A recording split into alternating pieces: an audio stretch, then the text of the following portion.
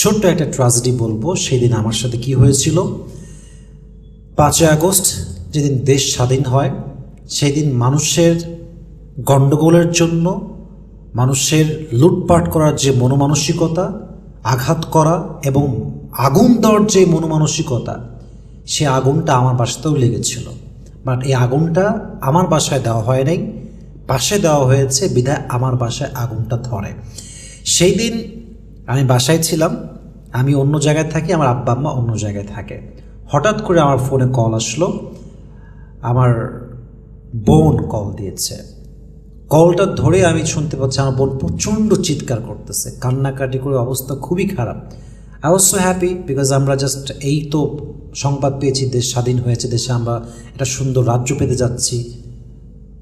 আমি খুশি ছিলাম সেই সময়। জাস্ট ঠাস করে আমার বোনের কল পেয়ে আমার সব কিছু কাঁপাকাঁপি শুরু হয়ে গেছে। আমার কলিজা কাঁপতেছে, আমার আত্মা কাঁপতেছে, কারণ আমার বোন আছে ছোট, আমার বড় বোন আছে, আমার মা আছে সে বাসাতে। আমাকে বললো বাসায় আগুন লেগে গেছে, তুমি যেখানে আসো, যে কোনো মুহূর্তে, এই মুহূর্তে তুমি বাসায় আসো। বলতো আমার বাসার পাশে পুলিশদের একটি কার্যালয় আছে। পুলিশদের উপরে মানুষ খুব ক্ষিপ্ত ছিল, সেই জন্য দুর্বৃত্তরা পুলিশের ওই জায়গাতে আগুন দেয়। আগুন দেওয়ার জন্য কি হয়, পুরো আগুন ওই দিক থেকে ধেয়ে আমার বাসায় চলে আসে।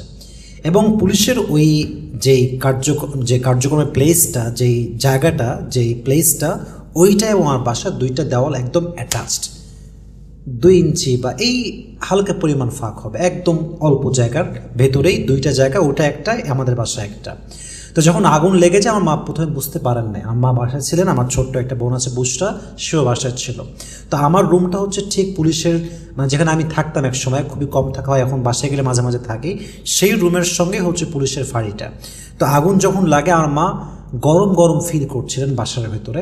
যখন তিনি আমার রুমের দিকে আসে, তখন দেখছে পুরো দাউ দাউ করে আগুন বাসার দিকে ধেয়ে আসতেছে। জাস্ট যদি 5 মিনিট আর লেট হতো, আমার পুরো বাসা পুড়ে ছারখার হয়ে বাসার পুরো সংসারের সমস্ত আসবাব নষ্ট হয়ে যেত।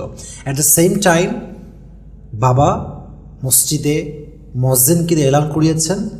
মুয়াজ্জিন সাহেব এলান দিয়েছেন যে আমাদের বাসাতে, এই বাসাতে আগুন লেগেছে এবং আগুন নিভানোর জন্য সবাইকে এগিয়ে আসতে হবে। আল্লাহর কি শুকরিয়া, সত্যি আল্লাহর শুকরিয়া।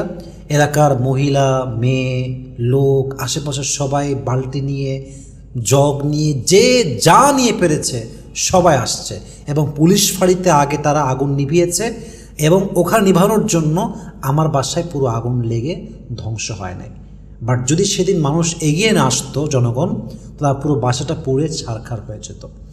এজন্য আমি তো বেঁচে গেছি, আমার পরিবার বেঁচে গেছে, বাট অনেকের পরিবার আছে যারা এই রকম দুর্বৃত্তদের হাতে পড়ে জীবনও গেছে, অর্থ সম্পদ সব গেছে। ঠিক কিনা বলেন যুবক ভাইয়েরা? এটা আমাদের জন্য খুবই লজ্জার বিষয়, খুবই লজ্জার বিষয়। তো যারা দেশে অরাজকতা তৈরি করছেন, দুর্বৃত্তরা যারা আঘাত করছেন, আমাদেরকে সোচ্চার হতে হবে। প্রত্যেকটা মোড়ে মোড়ে, বাসার সামনে, এলাকার মোড়ে, বাসার গলিতে আমরা সোচ্চার থাকব। যতক্ষণ পর্যন্ত দেশ শান্ত না হচ্ছে, আমাদের নিরাপত্তা আমাদেরকেই সুনিশ্চিত করে বাঁচতে হবে। ঠিক কিনা বলেন? বিশেষ করে যারা পুরুষ আছেন, তারা ট্রাই করবেন ডিউটি দেওয়ার জন্য বাঁশ নিয়ে, লাঠি নিয়ে দাঁড়ায় থাকবেন। যে কোনো ডাকাত, কোনো দুর্বৃত্ত, বিশেষ করে টোকায় আছে, দেখবেন টোকায় যারা বংশ পরিচয় নাই, বাপ নাই, মা নাই, একদম হতপ ছাড়া যারা বলে আমরা, এদের কিন্তু কোনো পরিচয় নাই এবং এরা আপনাকে মারতে 1 সেকেন্ডও ভাববে না। আপনি যেই হন, হুজুর হন, যে হন, ওদের স্বার্থ, সম্পদ, টাকা পয়সা, আপনাকে কোপায় হলেও এগুলো তারা নিয়ে যাবে। এই জন্য যেহেতু পুলিশ এখন পরিপূর্ণ মাঠে নামে নাই, আমাদের নিরাপত্তা আমাদেরকে পরিপূর্ণ সুনিশ্চিত করে আগামীর দেশটা আমাদেরকে গড়তে হবে। ঠিক কিনা বলেন যুবক ভাইয়েরা? আল্লাহ আমাদের সবাইকে হেফাজত করুক, আল্লাহ আমাদের সবাইকে নেক হায়াত দান করুক। আমরা সকলেই মন খুলে পড়ছি আমিন।